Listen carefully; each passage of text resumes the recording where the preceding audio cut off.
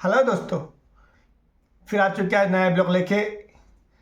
और लगभग आज से 20 दिन पहले एक लास्ट वीडियो डाला था, उसके बाद आज आए हैं। कोई थोड़ी परेशानियाँ आ चुकी थी। वो परेशानियाँ थी अकाउंट की। मेरे लगभग 2 से 3 अकाउंट जो थे साइबर क्राइम ने ब्लॉक कर दिए थे, और उनमें लगभग लगभग 50 से 60 हज़ार रुपये उलझ चुका है मेरा भी। वो चालू नहीं हुए हैं, तो आज वीडियो अपन इसी चीज़ पे बना रहे हैं कि मेरी जो अकाउंट है सारे वो ब्लॉक क्यों हुए और कैसे हुए, वो खुलेंगे या नहीं खुलेंगे। तो आप बने रहिएगा मेरे साथ। तो शुरू करते हैं। पहले आज से लगभग 3 तारीख को मेरा अकाउंट फर्स्ट ब्लॉक हुआ था पंजाब बैंक का। लगभग उसमें 6,500 रुपये ब्लॉक हुए थे। तो मैं बैंक गया, एप्लीकेशन दी, तो जानकारी मिली कि साइबर क्राइम द्वारा ये ब्लॉक हुए हैं। वहाँ से बस मुझे 23 जानकारी मिली थी। मेरा काम है ऑनलाइन का, जिसमें मैं MP ऑनलाइन, CSC और मनी ट्रांसफ़र वगैरह करता हूँ स्पाइस मनी के द्वारा। और मैं थोड़े बहुत UPI भी करता हूँ। तो लगभग जुलाई में मैंने कुछ ट्रांजेक्शन करे थे, या मेरे पास जुलाई में कहीं से पेमेंट आया था, उसके थ्रू मेरे अकाउंट जो थे वो ब्लॉक हुए। अब मुझे जानकारी तो पता नहीं थी, क्योंकि QR पेमेंट आता था तो मैं तो ध्यान नहीं देता था। और ज़्यादा कोई पेमेंट ऐसा नहीं आता था। लगभग 8,000, 10,000 रुपये, 15,000 से कोई पेमेंट नहीं करता था।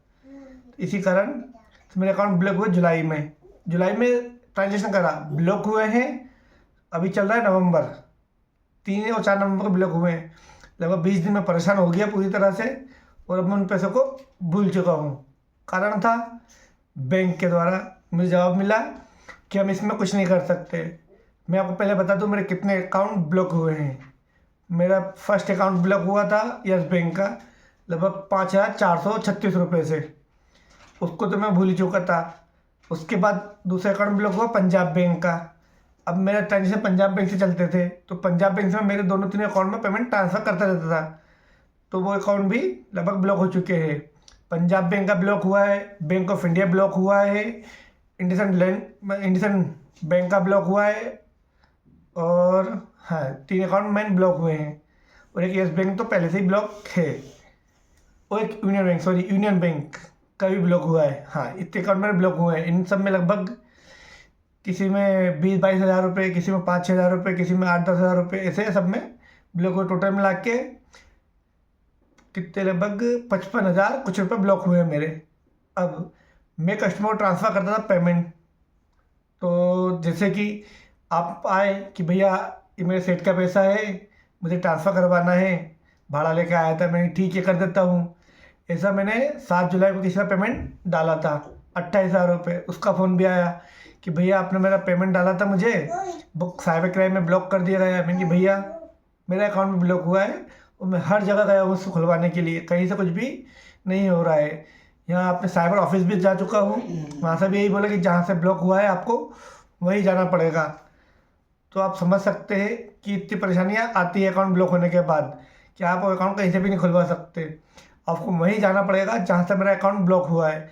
मेरा एक अकाउंट ब्लॉक हुआ है महाराष्ट्र के कोई से गाँव से, और दूसरे अकाउंट ब्लॉक हुआ है कर्नाटक से।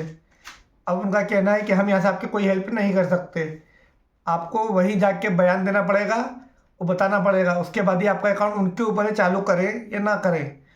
गवर्नमेंट ने ये पॉलिसी बनाई थी कि पब्लिक परेशान ना हो, पर पॉलिसी के बाद इसका मिसयूज ज़्यादा गवर्नमेंट एम्प्लॉय कर रहे हैं। ये बोल सकते हैं आप साइबर क्राइम वाले कर रहे हैं कि वो सभी के अकाउंट ब्लॉक कर दे रहे हैं। मैंने जिस खाते में पेमेंट ट्रांसफ़र करे, लगभग वो कोई दूसरे नहीं, वो सब मेरी जान पहचान वाले मेरे दोस्त ही हैं, उनके खाते में ब्लॉक हुआ है। एक नसरुल्लागंज में दीदी रहती हैं, उनके खाते में पेमेंट डाला था 8,000 रुपये, उनका खाता ब्लॉक कर दिया। मेरी वाइफ के खाते में पेमेंट डालता हूँ मैं, लगभग 100 या 200 रुपये डेली बचत के लिए, वो अकाउंट ब्लॉक कर दिया।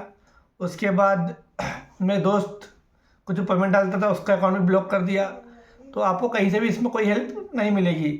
तो आप सावधानी से पेमेंट करें और पेमेंट लें, क्योंकि साइबर क्राइम वाले कभी भी किसी का अकाउंट ब्लॉक कर देंगे, और कोई गारंटी नहीं है कब अकाउंट चालू होगा या नहीं होगा। होगा तो आपको वहीं जाना पड़ेगा जहाँ से आपका अकाउंट ब्लॉक हुआ था। तो आप ध्यान रखिएगा पेमेंट करने से पहले, और आजकल यूपीआई के थ्रू पेमेंट कम करिएगा, क्योंकि बैंक भी आपको ज़्यादा ट्रांजेक्शन के कारण यूपीआई ब्लॉक कर रही है। तो बैंक भी आपसे मांगती है, आप इतना ट्रांजेक्शन क्यों कर रहे हैं, आपके पास कहाँ से पेमेंट आ रहा है। एक हिसाब से सही भी चीज़ है बैंक की, क्योंकि आजकल ऑनलाइन गेमिंग इतनी चल रही है जिसके कारण सभी लोग लालच में आकर गेम खेल रहे हैं। कुछ के तो जीतते हैं, कुछ हारते हैं, पर एक बार जो जीत जाता है उसको लत लग जाती है खेलने की, कि अब कहीं ना कहीं से पैसा आना चाहिए फ्री पॉकेट का। तो ऐसा कुछ भी नहीं होता, पैसा फ्री से कहीं का भी नहीं आता। इसलिए आप लोग ऑनलाइन गेम ना खेलिए, गेमिंग ना करिए। आप जो भी हो, आप कितना से कमाइए, सुकून से खाइए। अब मिलते हैं नेक्स्ट ब्लॉग में। Tata bye bye. Mister devil blog को लाइक करें, सब्सक्राइब करें एंड कमेंट्स करें।